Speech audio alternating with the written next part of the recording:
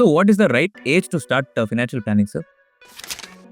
See, right age is basically once you're out of college, once you get a job. Let us think around 23, 24. Yes. So that is the As idea. you get a job, first thing is you start saving. Okay. Okay. Generally, we say whatever you earn, minimum 30% should go towards savings. Saving. Minimum. Hmm. Okay. And the best age, I will say, as soon as you get your first salary. It can be 21, 23, 25, I don't know. Okay. But whenever you get your first salary, you should start with financial plan, then start your savings. Okay. And one more important thing here is we say the longer the tenure of your investment, higher is the compounding effect. The power of compounding is more. So you should start saving as soon as you start getting your first salary. And once before starting the savings, you should have the financial plan in front of you. So basically, financial planning is a blueprint for our goals. Okay. So we'll go to the next question. What is the difference between investing and savings? Okay. To put it in a simple way. Okay. Our forefathers. Yes. Okay. What they were doing is every day some money they have to put in a piggy bank. Have to just put it. Yes. Okay. So what used to happen is after 1 year, suppose I put 10 rupees. 10 rupees per month, assuming. Okay. In 12 months it is 120 rupees. Yes. So they were doing this for protection. Okay. Or for any contingency, if they need money for emergency purpose and all. So they should be able to utilize this money. Sir, should we pay tax for this saved money? But let me complete this. So their money never is to grow. They 10 rupees they invested for 12 months. But what is the growth? Nothing. That is savings. So 10 rupees for 12 months will fetch you 120 rupees. So money never is to grow. So inflation will eat your money. There is no growth only. Now come to investments. Now suppose assuming that 10 rupees you are parking per month into mutual fund. For example, SIP. Yes. Average growth from mutual fund is 12 to 13%. Okay. So if you take 10 rupees per month, you add up 12% return on that. That 120 rupees would have grown to certain level, assuming 140 or 150 rupees. So there is a growth. Yes. That is called investing. And it will be compounding every year. Yeah. So that is called investing. In savings, your money will not grow. Okay. But in investing, your money will grow. The returns that you earn on your principal is called as investing. So investing is saving smarter. You can say savings plus growth. Savings plus growth. Yes, that is called investing. Because you have to grow your savings. No? Unless it is growing, it cannot be called as investments. Yeah. Correct? That is what. Yes, sir. That was very insightful. So moving on, there are a lot of beliefs floating in this wealth management industry. So we'll be taking one by one. Yeah.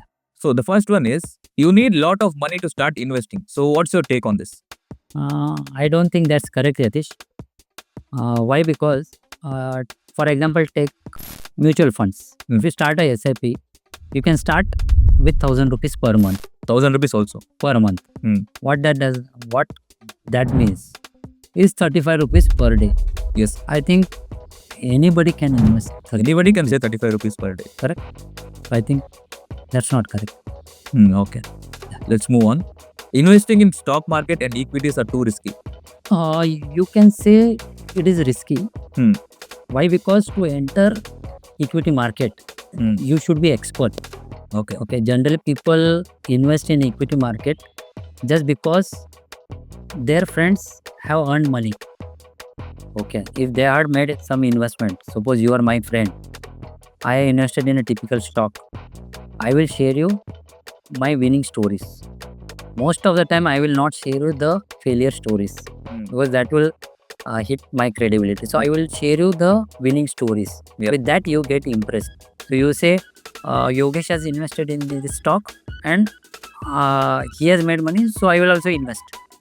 But how confident you are that I am expert in this field. Hmm. In order to know stock market or equity market, you should understand what is balance sheet, what is income statement, what is cash flow statement.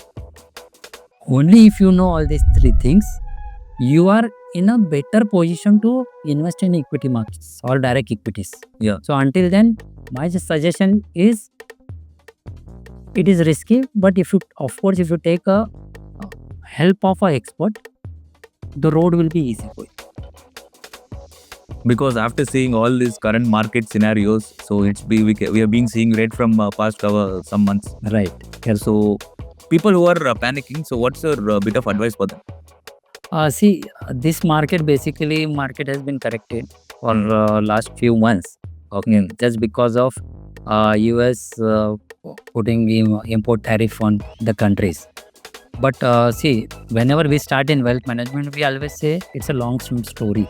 So that whenever you want directly affecting on Indian markets. Definitely. Okay. But we always advise our investors, whenever you enter equity market or mutual fund market, you should enter with a long-term horizon. It should not be below 5 or 7 years. So for long-term investors, market is definitely corrected. But for them, definitely it's not a worry. So For short-term goals or short-term traders, that is a point of worry. But if you are a long-term investor, this shouldn't be a worry. Anyway, the market will recover again. Definitely. Because if you are confident on India growth story. Yes, the next thing, buying a house. So is it a good investment or bad? One way of looking in that is, first house for your stay. Okay. We don't fall in that. Let it be 1 crore, 2 crore or what. Because that is your dream. When you earn, you should stay in a good house, lavish house, or in a good quality. Yeah. Okay, that is the first requirement. So first house is no worries. Yes, we can buy. Second house as an investment is never a right decision. Okay. So there are lots of things involved in that. Okay.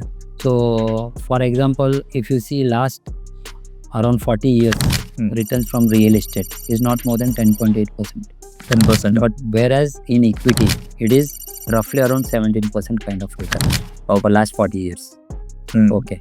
So second most thing, when you invest in real estate and when you are planning to sell, it is liquidity issues are there. What do you mean by that? Is you will not be able to sell so early. In terms of emergency, where you will go? Yes. But equities or mutual funds are there in front of you. Within one click, money will come back to you within 2 working days. 2 working days. Yes. Correct? Yeah. That is second thing. Third thing, now if you see Bangalore market, there are a lot of people who has taken a site. One site have been sold to 10, 5 different peoples.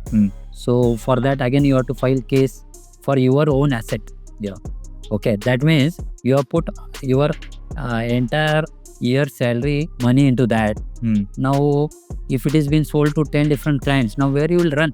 Are you in a position to contribute that much time? So you have to fight for your own asset, for your own investment, which is not the case in equity or mutual fund. When you invest in mutual fund, since it is in front of you, nobody can poach it. Real estate can be poached. But for most of the people, house is like an emotion for them. That is correct. That is correct. But what it matters in financial planning or investment, you should not go by emotions. Yeah. Okay. So you should invest in such a asset class where you earn more returns. More returns in the sense, decent returns. Post your inflation and tax. Yes. Okay. And it should be liquid asset. So what is liquid asset? Yeah. See, liquid asset is what? Now I will give 2 examples. Suppose you have bought a site and I have invested in mutual fund. Okay. Now tell me, tomorrow you have an emergency. Can you immediately sell this site? We can, but it will take around 1 week or something. According to me, in order to sell the site, it will take at least few months. Few months, okay. Correct. This is new to me. That is one thing. Okay. But here, in a click, mutual funds, in a click, stock market. Stock market, so within half an hour, money has been credited to your account. Within half an hour, Within half an hour. In mutual fund, it takes 2 working days. 2 working days. But that is very liquid.